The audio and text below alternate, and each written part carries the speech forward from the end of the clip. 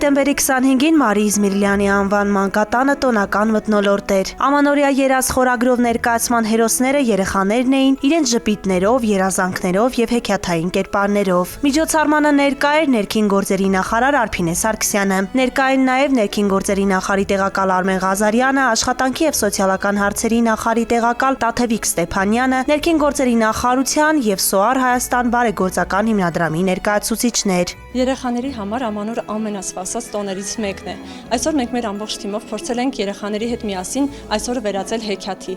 Մանկատանսաները ներկայացրին իրենց հեքիաթային կերպարները եւ կատարած բարի գործերի համար լուսավորելով աստղերը տոնական տրամադրություն պարգևեցին հյուրերին։ Ներկայացման ավարտին ներքին գործերի նախարարության կողմից նվերներ հանձնվեցին երեխաներին։